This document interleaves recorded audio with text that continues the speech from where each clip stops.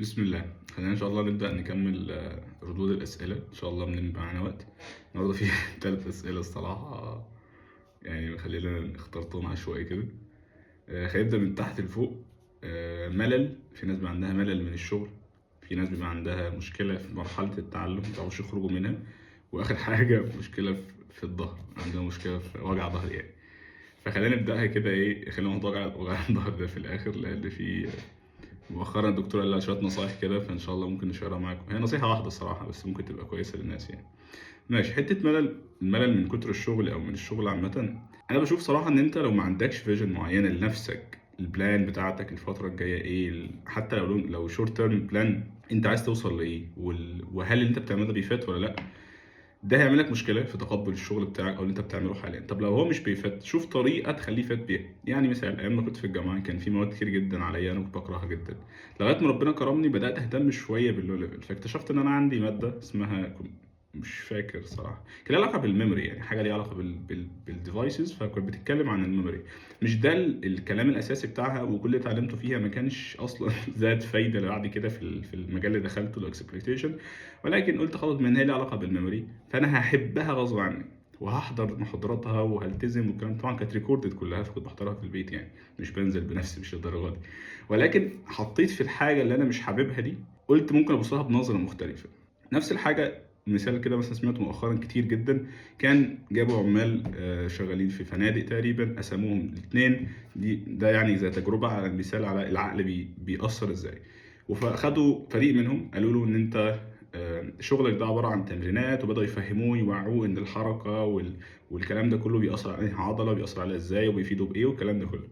والفريق التاني زي ما هو ما عملوش معاه اي حاجه. بقى بعد فتره، مش عارف فتره قد ايه صراحه، ممكن تسيرش على الموضوع ده، لقوا ان الفريق اللي بلغوهم بالتوعيه بالتفكير الجديد المختلف ده، عندهم تحسنات جسديه احسن من التيم التاني. وفي حاجات تانيه بامانه مش جسديه بس مش فاكر الموضوع كله، بس جه في بالي قلت اقوله لكم يعني، ان دي نفس السنه غير تفكيرك في الموضوع، وان شاء الله الموضوع هيتغير يعني.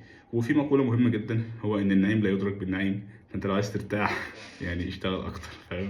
او افهمها بطريقه تحبها يعني، سيرش عليها وافهمها يعني. ماشي. الحاجه التانيه، انك تخرج من مرحله التعلم. ماشي، التعلم عامه هي لوب، عمرك ما توقف تتعلم، بس امتى تقول انا دلوقتي محتاج اروح لمرحله التدريب التطبيق. هو عامه لازم دايما تبقى هدفك انك تروح للمرحله اللي بعدها، اللي هي التطبيق. انا اتعلمت مثلا لغه برمجه معينه، ابدا اكتب بيها كود، اعمل بيها بروجكتس. اتعلمت لغه كمان، امرج اعمل بروجكت بيمرج الاثنين مع بعض، وهكذا مع كل اللغات. عشان كده بقول لك لما تيجي تتعلم لغه برمجه في الاول تتعلم مثلا ويب سكيورتي، تكتب بروجكت، اعمل مثلا ويب ابلكيشن في لوجن بيج في ريجستريشن بروفايل مش عارف ايه ايا يكن، ميرج، حط معاه ماي سيكوال بعد ما تتعلمها، حط معاه شويه جافا سكريبت كده، فاليديشن في الكلاينت سايد مش عارف ايه الكلام ده كله. طبعا بعد ما بتعمل الكلام ده المعلومه بتثبت، لو انت عندك معلومه في الحاجه دي هتثبت جدا. لو انت قابلك بقى مشكله، ايه اللي بيحصل ساعتها؟ بتروح تتعلم، تكمل بروسس التعلم. فانا شايف امانه انك ما ينفعش تفضل دايما بتتعلم، لان في مشاكل هتقابلك من البراكتسنج هتخليك تتعلم حاجات فعلا انت محتاجها. لو فضلت في لوب انك تتعلم بس مش هتوصل لحاجه كويسه. وفي مشكله هنا ان النفس عامه بتشوف انك تشوف كورس او تشوف فيديو او ليسن او بودكاست او كده، ده اتشيفمنت في حد ذاته. يعني المشكله مش في انك تتقبل، المشكله في اللي انت بتعمله، هتعمل ايه بعد ما تقبلت. الفكره في الاوتبوت بتاعك، وده بيبقى صعب شويه على النفس. يعني ممكن تبقى انت عارف ان الصح دلوقتي انك تقوم تعمل اكس مثلا، بس انت من جواك بتماطل وبتعمل واي اللي هو اسهل بالنسبه لك شويه، وبتحس فيه باتشيفمنت. اسهل لك انك تخش تشوف كورس 20 فيديو احسن ما تخش مثلا تحل سي تي اف تشالنج يعقدك مثلا تقعد فيه اليوم كله تشالنج واحد مش عارف تعديه مثلا. يعني ده اللي هيعلمك، ده اللي هيعرفك مشاكلك فين، فبالتالي تروح تشوف حاجه تعالج مشاكلك دي، وفي نفس الوقت ممكن تشوف الرايترز بعد ما التشالنج ينزل. بس بيبقى افضل انك تشوف الرايت اب بعد ما يبقى انت خدت ووك ثرو، انت مشيت في الابلكيشن او في التشالنج ده وقفت في حته معينه. وما يفضلش انك تشوف الحل كله برضه، انك تشوف حتت. انت وقفت في الحته واي مثلا، ستيب رقم 3، تبدا تشوف المشكله بتاعت رقم 3 قبل ما تروح تبص على رقم 4 وتجرب، ممكن تعرف تكمل. يبقى انت عندك بس ضعف في الحته دي، فاهم قصدي؟ فدي نقطه. ماشي. حاجه كمان، ما تستناش الكمال، يعني ما تستناش لما تبقى عندك كل النولج اللي في الدنيا عشان تقدر تقول انا هبدا العب سي تي اف، او انا هبدا اباج هاند، او انا هبدا اقدم على اوبورتيونيتي مفتوحه او كده. يعني خلي دايما يعني حته الكمال دي اركنها على جنب، اعمل اللي تقدر عليه، اعمل المطلوب منك، شوف ريكويرمنتس، وابدا بيزد على الريكويرمنتس دي طبق حاجات مختلفه. العب سي تي اف لما يكون عندك فرصه، مش لازم تبقى بريمو جدا في الكودينج ولا في الاكس اس اس ولا مش عارف في البلا بلا بلا يعني يكون او ستوب 10. لا، العب سي تي اف. سي تي اف هتعرفك غلطاتك فين، او الباج هانت او ايا يكن، بس عشان انا ميال شويه للسي تي اف برشح الناس تعملها. السي تي اف هتعلمك جدا بامانه، وهتخلي البروسيس بتاعتك في التعلم اسرع، لانها هتوقعك قدام افكار مختلفه. ودي من الحاجات كتير قوي اللي برشحها للشباب عامه، اي حد بيبدا انه يبني السي في بتاعه بيزد على السي تي اف يعني، فاهم؟ او الهانت مش مشكله معايا مع الهانت، ولكن السي تي اف بتعلمك اكتر، ودي عن تجربه يعني. حاجه كمان مهمه جدا الا وهي انك تحاول تظهر شغلك للناس. اظهر شغلك بطريقه كويسه، شغلك اللي فعلا فيه حاجه جديده، مش مثلا تروح تتكلم عن الاكس اس اس اللي مليون واحد يتكلم عنها، البيزك اكس اس. لا، في فيديوز كويسه، في افكار كويسه، في حاجات كتير قوي كويسه. ممكن يبقى تشالنج انت حليته وعجبك فكرته وشايف انها فكره كويسه، ممكن تكتب عنها. ولكن حاول تبقى طريقتك مختلفه. لو انت عايز تبقى فعلا تبان في حته معينه او في كاتيجوري معين، لان الكاتيجوريز دلوقتي فيها ناس كتير، الا بقى لو خدت حاجه نيش كاتيجوري او كده، بس مش موجودين كتير الحاجات دي، مش هكدب يعني. او مش هتلاقي كتير انترستد بيها. ممكن يبقى موجودين كاتيجوريز مختلفه فعلا او جديده، ولكن مش هتلاقي ناس انترستد بيها كتير. ولكن حاول تظهر شغلك. شغلك دي قصدي بيها ايه؟ اي اتشيفمنت عملته وفعلا اتشيفمنت، لعبت مثلا سي تي اف وجبت رانك كويس، او حليت تشالنج كويس جدا حتى لو ما خدتش رانك، حليت تشالنج حلو، جبت فيرست بلاد في التشالنج ما حدش مثلا حله غيرك، او انتوا عدد قليل جدا اللي حلوه، ممكن تكتب عنه رايت اب وتجهز. كتير قوي تيمز كلموني العب معاهم سي تي اف بسبب الرايت ابس بتاعتي، بس عشان انا مش ملتزم في السي تي افس قوي مش بعرف اكمل معاهم يعني. وكتير قوي من زمايلنا جالهم اوفرز كتير بسبب السي تي افس، مثلا كان بيرانك في اي مسابقه من المسابقات فكان بيجي له اوفرز. فانت بتارجت حاجه من دول، توكل على الله والعب سي تي افس يعني. في مشكله تانية اللي هي الناس بتبدا تذاكر كل اللي بيجي قدامها. لا، حاول تفلتر انت عايز تذاكر ايه وتقسم اولوياتك في الحاجات دي، لان الموضوع ده هيفرق معاك جدا. مش اي حاجه هتيجي قدامك، اي كورس هيجي قدامك هتذاكره، اي كورس هيجي قدامك هتخش تشوفه خلاص. لا، حاجه شوف كورس مثلا الويب ابلكيشن سكيورتي، ابدا ادي فتره اكبر من المذاكره دي للبراكتسنج، لان البراكتس ده هيعرفك مشاكلك وغلطاتك فين، وهتبدا ترجع تريفرنس للمشاكل دي في الكورس اللي انت شفته، وتبدا تحل وتفهم. وطبعا ده هيعمق فهمك للحاجه اكتر. بعد كده لو انت هتبقى عايز تنقل على الموبايل، ممكن تبدا تفكر تذاكر لك حاجه موبايل كورس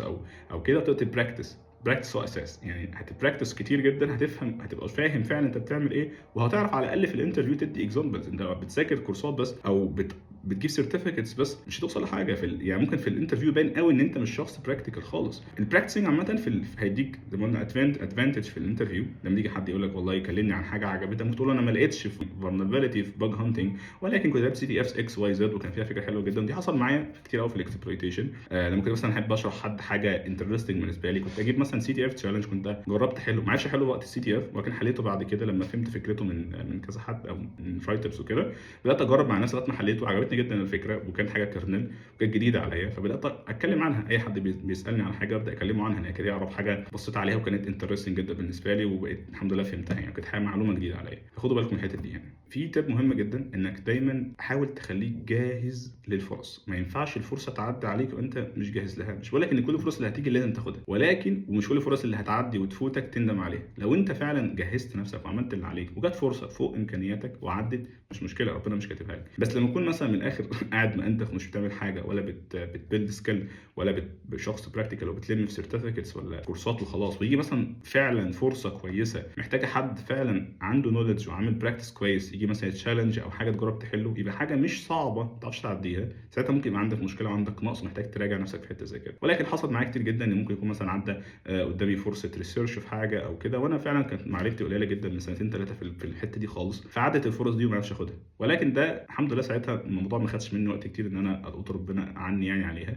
ان الموضوع ده مش بتاعي، دي مش ما كانش مكاني وقتها، انا كنت فعلا ما عنديش نولج ليها، وانا كنت لسه في الاول يعني. ما كنتش اقول لك مثلا في فرص عدت عليا وكنت مهمل فيها او كده، لا كنت لسه في الاول، كنت بجرب في حاجه جديده عليا، زائد شغلي زائد بيتي ومش عارف ايه وكده. فكان الموضوع طبعا ما عنديش الاريحيه دلوقتي لكل حاجه. فانت لو انت عندك الوقت استغله صح، ابني لنفسك سي في كويس. في ناس كتير بتقول لك يعني فوقك من موضوع الورك لايف بالانس ومش عارف ايه طول ما انت لسه في الاول. انا صراحه مش مع الموضوع ده قوي، بس ادي اكبر وقتك اللي عندك للمذاكره ولتحسين نفسك يعني. دي اهم حاجه في الاول عشان تعرف تبني لنفسك سي في كويس وتعرف تدوس في اللي بعد كده ان شاء الله. تمام يعني تلخيصا للحته اللي فاتت عشان ما ابقاش بلخبطك، وانت ان شاء الله بتعمل التاسكات بتاعتك للمذاكره وكده. وكنا اتكلمنا مره قبل كده عن الرول بتاعت ال 30 ساعه، ممكن تسيرش عليها في الفيديو اللي فات، او تسيرش عليها، هي بلوجايه موجوده على جوجل يعني، هي بالانجلش، هي ممكن تبصوا عليها ان شاء الله هتفرق معاكم لو حد لسه بيبدا في في فيلد جديد او مجال جديد او حاجه. من الحاجات اللي ممكن تركز عليها انك تخلي تاسكاتك صغيره، ما تخليش تاسكاتك كبيره جدا، خلي المايلستونز بتاعتك صغيره. مثلا في ليستة تشالنجز هم 10 تشالنجز، مش تقول مثلا انا هحل ال 10 دول خلال 3 شهور او شهرين لو انت ما عندكش وقت زي حالاتي قوي، لا ممكن تقول انا هحل 4، هحل 5 يا عم كفايه بيها خير وبركه، حليت اكتر كويس، بس حليت نفس العدد كويس جدا، خلصت التاسكايه. طب حليت 3 ده كويس ولا لا؟ كويس برضه. انت يعني لو بصيت فيها انت 3 دي عديت 50% من التاسك بتاعتك، انت حليت 50% من التشالنجات اللي انت كنت حاططها لنفسك، وده اتشيفمنت مش وحش صراحه. طول ما انت مثلا بتعدي ال 50 او حتى عند ال 50 فده كويس. فما تحبطش نفسك، انت مش واقف في مكانك، انت لسه بتكمل. فدي نقطه مهمه جدا يعني. هو مش زي العمر لو فات ما بيرجعش، بس انت مثلا بتقرا في كتاب خلصت منه 200 صفحه وهم 700 مثلا في الوقت اللي انت كنت محدده تقدر تقرا فيه الكتاب كله، فده اتشيفمنت، انت خلصت 200، مش هتعيد من الاول. يعني لما تيجي تبدا تسقيه تاني مش هتعيد من رقم واحد، لان انت خلاص اوريدي في رقم 200، تبدا تكمل من عند ال 200 وهكذا. فالحته دي يعني مهم خد بالك منها. اظبط الخطه بتاعتك، ما تبقاش خطه كبيره جدا ومعقده جدا ورخمه جدا، لا بسطها على قد ما تقدر وخلي الموضوع بيزك يعني. حاجه مهمه جدا الا وهي النتورك، احتك بالناس على قد ما تقدر. طبعا السي تي اس هتوفر لك ده لو بتلعب مع ناس مع تيم او بتنزل اون سايت او كده. لو في مؤتمرات او حاجه ممكن تبدا تحضرها، لو في ورك شوبس مثلا ممكن تنزل في تجمعات كبيره او حاجه، توكل على الله وانزل. برضه الاحتكاك بالناس عامه وانك تبني نتورك دي حاجه مهمه من الاساسيات يعني. في ناس كتير بترشح يعني بتسالني في حاجات، تاخد رايي في حاجات معينه، هي كتكنيكال نولج مش هيديله تكنيكال نولج قوي اماكن معينه مثلا يروحها او كده، ولكن هتديله فعلا نتورك قويه جدا. ومش قصدي ان هو مش هيديله تكنيكال نولج، هو مش هيديله خالص، ولكن مقارنه باللي هو ممكن يعمله لوحده هو ممكن يبقى نفس التكنيكال نولج او اعلى شويه. اللي هو ممكن يعمله لوحده يبقى اعلى، ولكن النتورك اللي هيبنيها في المكان ده هي احسن بكتير، ممكن ما يعرفش يبنيها بره. فدي النقطه يعني بتاعتها. اخر حاجه موضوع وجع الظهر ده، خلاصه الموضوع يعني بعد تجارب كتير جدا الدكتور يعني مش هزاني بس خير يعني. حاجه مهمه جدا انك تستثمر في كرسي كويس، دي حاجه مهمه وما تستخسرش. انا جبت الكرسي ده من كام سنه كان ب 4000، دلوقتي حاجه و20، فالحمد لله لحقت ساعتها لما كان ب 4000. ولكن ساعتها 4000 كان رقم كبير جدا. الكرسي كان بيبقى قدام مثلا ب 500 وب 700 وب 1000 في اماكن مثلا اقرب لي، ولكن ساعتها ربنا كرمني بعد التجارب السيئه كتير، توكلت على الله وجبته، وكان ساعتها رقم كبير جدا بالنسبه لي. ولكن ربنا وفقني للاختيار يعني، ودلوقتي عايش معايا الحمد لله. انا مثلا داخل في 4 سنين او حاجه او 3 سنين، 3 4 سنين، وفعلا اختيار مش وحش بامانه. الاختيار السيء الوحيد اللي انا عملته ان انا ما جبتلوش ريست، حاجات تسند الرجل الايد، ما كنتش محتاجها وقتها، ولكن دلوقتي ندمان ما بقتش تتعمل. فيفضل ان يبقى عندك حاجه تسند ايدك، عشان برضو وجع المفاصل ده مؤذي جدا. الحاجه اللي الدكتور رشحها بامانه كانت كويسه جدا وفكره مش وحشه، قال انك تلعب سباحه، لان السباحه بتفرق جدا. عضله الظهر دايما بتتحرك في اي تمرينه، قال لك ده من ورايا حاجه مش تفرق بتلعب السباحه ازاي. ولكن يعني رشح لي جدا ان العبها. لسه ما دخلتش في المرحله دي، ولكن ده كان اوبشن كويس، خصوصا لو حد ما بيحبش الجيم، لان انا ما بحبش الجيم بقى. يعني اتحرك كتير، اعمل مجهود، امشي خلال يومك، حاول تعمل مشاويرك، لو عندك مشاوير مش بعيده قوي روح صلي في المسجد، هي مش بعيده دي. ولكن طبعا الصلاه مش رياضه، ولكن دي حاجه ممكن ان شاء الله تساعدك يعني. واحتسب كل الكلام ده كله يعني. انما الاعمال بالنيات، وسيرش على الموضوع ده وافهم ازاي ممكن تحتسب في حاجات زي كده. انت ممكن تشرب كوبايه شاي تحتسب فيها، او كوبايه قهوه او ايا يكن، يبقى ان شاء الله ليك فيها اجر، ربنا يكتب لنا كلنا يعني. دي النقط اللي في الحته دي قوي. في حاجه مهمه جدا، اهتم بنومك، اهتم باكلك، لان هو بيفرقوا. ودي بقى لي فتره بعمل فيهم زي تجربه كده، موضوع النوم ده، لان انا من الناس اللي بتحب النوم الكويس، مش بحب النوم في المطلق، ولا بحب ابقى صاحي فايق. فدي بحاول اجربها الفتره دي. اهتم بموضوع النوم ده وبالتغذيه، لان هو فعلا طلع بيفرق يعني. اشرب ميه كتير، خلي ميه حواليك على قد ما تقدر. الناس بتنسى في شغلنا ده، في مشكله في الموضوع ده ان احنا بننسى او بنتلهي. خلي دايما ازازه ميه كبيره جنبك. خد بالك من شكل قعدتك، لان الدكتور برضو كان منبهني ان الفقرات اللي في الرقبه، لو انت تاني رقبتك بنسبه معينه، اللي هي مسكه التليفون او اللابتوب او الكلام ده كله، بعد ربع ساعه انت كده دخلت في مرحله الخطر. يعني انت متخيل لو انت قاعد مثلا 10 دقائق ربع ساعه عامل كده، انت كده اصلا دخلت في مرحله الخطر يعني. تخيل احنا بقى بنخش ممكن ساعات قاعدين كده بنشتغل على حاجه زي كده، قالك ده بيعمل تقريبا 3 اضعاف ضغط على العضلات اللي او الفقرات اللي هنا. فدي مشكله. وبس خير ان شاء الله، ربنا ان شاء الله يقوم كلنا بخير يعني باللي احنا فيه ده. اشوفكم على خير باذن الله. السلام عليكم.